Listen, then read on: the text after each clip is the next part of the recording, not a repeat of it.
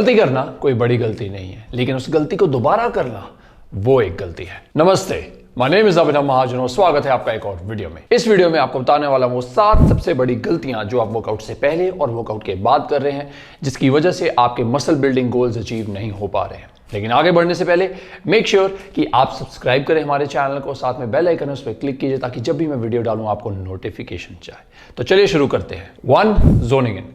अब वर्कआउट शुरू करने से पहले it is of utmost important कि आप अपने वर्कआउट को विजुअलाइज जरूर करें। अब अगर आप मसल गेन करना चाहते हैं तो आपको जिम के अंदर जाकर हैवी वेट्स को उठाना जरूरी है, क्योंकि हैवी वेट्स उठाने से और प्रोग्रेसिवली ओवरलोड करने से ही आपका जो मसल बनता है। और अगर आप हैवी वेट्स उठाना चाहते हैं तो आपका पूरा फोकस अपने वर्कआउट के ऊपर होना बहुत जरूरी है। आपके वर्कआउट सेट के वो लास्ट 2 से 3 रेपिटेशन जो होते हैं वो सबसे ज्यादा जरूरी होते हैं, बिकॉज उन्हीं में आपकी बॉडी को सिग्नल मिलता है नया मसल बनाने का। और अगर आप प्रॉपर्ली फोकस नहीं होंगे तो आप उस अपॉर्चुनिटी को मिस कर जाएंगे, जिससे आपका जो मसल गेन है वो नहीं हो पाएगा। इसलिए वर्कआउट से 30 मिनट पहले अपने फोन को साइड पे रखिए और अपने वर्कआउट की तरफ फोकस करना शुरू कर दीजिए। इसे हम बोलते हैं जोनिंग इन। इससे आप वर्कआउट के अलावा जो भी आगे अपने दिन में चीजें करने वाले हैं या आपके दिन के दौरान जो भी स्ट्रेसफुल एक्टिविटीज हो चुकी हैं उनसे अपने माइंड को डाइवर्ट करके अपने वर्कआउट की तरफ प्रॉपर्ली फोकस कर सकते हैं। अब जोन इन करने के लिए you can meditate, take a nap, या वर्कआउट से कुछ मिनट पहले अपने फेवरेट बॉडी बिल्डर या फिटनेस मॉडल की वर्कआउट मोटिवेशनल वीडियो देखिए ताकि आप अपने वर्कआउट की तरफ फोकस रह सके और मोटिवेटेड हो सके। नंबर 2,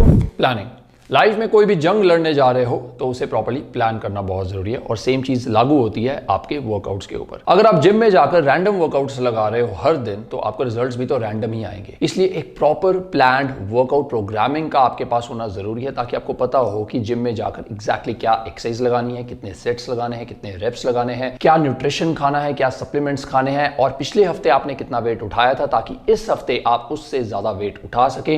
बिकॉज इसे ही तो हम प्रोग्रेसिव ओवरलोड कहते हैं, जिससे हमारा जो मसल है वो ग्रो होता है। 3, क्रिएटिन मोनोहाइड्रेट। अब क्रिएटिन एक ऐसा कंपाउंड है जो आपके मसल को ना सिर्फ बड़ा होने में हेल्प करता है बल्कि आपको जिम के अंदर स्ट्रॉन्गर और हेवियर लिफ्ट्स करने में हेल्प करता है। वर्कआउट्स करते हुए हमारे जो एटीपी लेवल्स है यानी कि एडिनोसिन ट्राइफॉस्फेट के लेवल्स हैं वो बॉडी में डिक्रीज होने लग जाते हैं, लेकिन जो क्रिएटिन है वो हमारी बॉडी में एटीपी के लेवल्स को बढ़ाता है और हमें हेवियर लिफ्ट्स करने के लिए एनर्जी देता है और इससे हमारे मसल के ग्रो करने के चांसेस ज्यादा बढ़िया होते हैं। अब आपको ऋतिक रोशन का ब्रांड HRX तो पता ही होगा, जो एक अपैरल ब्रांड है। अभी रिसेंटली उन्होंने एक सप्लीमेंट ब्रांड लॉन्च किया है जिसको HRX A गेम कहा गया है और उनका एक नया प्रोडक्ट है जिसे बोलते हैं HRX A game creatine monohydrate. Now I would like to thank HRX for supporting this video. अब HRX A गेम के क्रिएटिन मोनोहाइड्रेट में 3 ग्राम हाई क्वालिटी क्रिएटिन है जो हमारे मसल ग्रोथ और परफॉर्मेंस को इंप्रूव करने में हेल्प करता है। इसमें M पावर ब्लेंड है जिसमें अश्वगंधा और गोखरू के एक्सट्रैक्ट है जो हमारे टेस्टोस्टेरोन के लेवल्स को इंक्रीज करने में हेल्प करता है और मसल पावर को बढ़ाता है। ये पानी में आराम से मिक्स हो जाता है और इसके किसी तरह के भी डाइजेशन के साइड इफेक्ट्स नहीं है। ये एक कॉस्ट इफेक्टिव क्रिएटिन प्रोडक्ट है। इसकी MRP 799 है, लेकिन वेबसाइट से आपको ये 649 का और फ्लिपकार्ट पे ये सिर्फ 699 रुपीज का आपको अवेलेबल हो जाएगा। इसके एक स्कूप को आपने 200 से 250 ml पानी में अच्छे से शेक करना है या घोलना है और उसे कंज्यूम कर लेना है। अब क्रिएटिन को आप किसी भी टाइम ले सकते हैं, प्री वर्कआउट या पोस्ट वर्कआउट, बट स्टडीज के अकॉर्डिंगली अगर आप इसे अपने पोस्ट वर्कआउट में लेते हैं तो आपको स्लाइटली बेटर एडवांटेज मिलती है अगर आप इसे प्री वर्कआउट लेते हैं तो। आपके लिए मैंने इसके जो लिंक है वो डिस्क्रिप्शन में दे दिया है, आप जाके चेकआउट कर सकते हैं।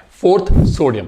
अब सोडियम एक ऐसा इंपॉर्टेंट इलेक्ट्रोलाइट है जिसका बहुत बड़ा रोल है आपके मसल पंप को अचीव करने में। अगर आपकी बॉडी में सोडियम की कमी होती है तो आपकी बॉडी फ्लैट लगती है और जिम के अंदर वर्कआउट लगाते हुए आपके अच्छे से पंप नहीं आता है। इसलिए वर्कआउट से 30 मिनट पहले 1/4 टेबल स्पून ऑफ सॉल्ट, हमारा जो नॉर्मल टेबल सॉल्ट होता है, उसे 1 गिलास पानी में अच्छे से घोल के पीना शुरू कीजिए। इससे आपको प्रॉपर हाइड्रेशन के साथ साथ अपनी बॉडी के अंदर बेटर सोडियम लेवल्स मिलेंगे, जिससे आप जिम के अंदर बेटर पंप फील करेंगे और आपकी जो परफॉर्मेंस है वो ज्यादा बढ़िया रहेगी। And better performance means better muscle growth. Next is glycogen. अब आपको पता है कि वेट लिफ्टिंग करते समय हमारी बॉडी जो है हमारे मसल के ग्लाइकोजन स्टोर्स को यूज करती है हेवियर वेट्स उठाने के लिए। अब मसल ग्लाइकोजन है जो वो फिल होता है ग्लूकोज से और ग्लूकोज मिलता है कार्बोहाइड्रेट से। अगर बॉडी में ब्लड ग्लूकोज या मसल ग्लाइकोजन की कमी होगी तो आपको जिम में हेवी वेट्स उठाने में दिक्कत होगी और आपकी परफॉर्मेंस लैग कर सकती है। Next is amino acids. अब मुझे बताने की जरूरत नहीं है कि प्रोटीन का कितना बड़ा रोल है हमारे मसल ग्रोथ में। मसल मतलब प्रोटीन और प्रोटीन मतलब अमीनो एसिड्स। अगर बॉडी में वर्कआउट करते हुए अमीनो एसिड्स की मात्रा कम होगी तो मसल लॉस होने के चांसेस हाई हो जाते हैं। इसलिए 30 मिनट पहले 15 से 20 ग्राम क्विक डाइजेस्टिंग प्रोटीन जिसमें ल्यूसीन की क्वांटिटी हाई हो, लाइक वे प्रोटीन या वे प्रोटीन आइसोलेट, आपकी ब्लड स्ट्रीम में कंसिस्टेंट अमीनो एसिड्स की सप्लाई देने में हेल्प करेगा, जिससे मसल लॉस प्रिवेंट होगा। अब सोडियम, कार्बोहाइड्रेट्स और प्रोटीन की एक क्विक ड्रिंक बनाने का ये रहा इजी फॉर्मूला। वर्कआउट से 30 मिनट पहले 300 ml पानी में एक केला, 2 टेबलस्पून ग्लूकॉन डी जिसे हम डेक्सट्रोस मोनोहाइड्रेट भी कहते हैं, और 1/4 tablespoon of salt and half scoop of way protein या वे प्रोटीन आइसोलेट को ब्लेंड कीजिए, उसे कंज्यूम कीजिए for better pump, better performance and better recovery in the gym. And last is mobility.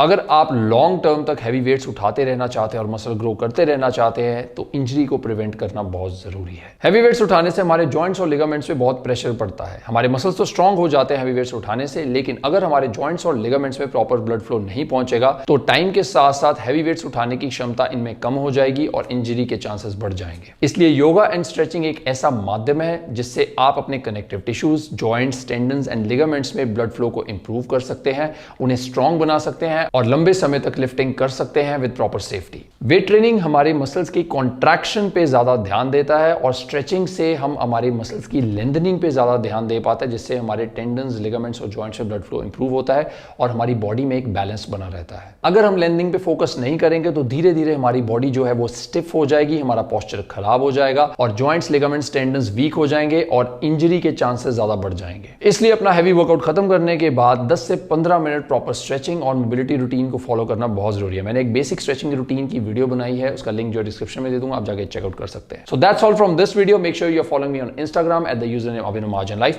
and I'm going to see you soon in the next video. Till next time, keep going, keep growing, stronger.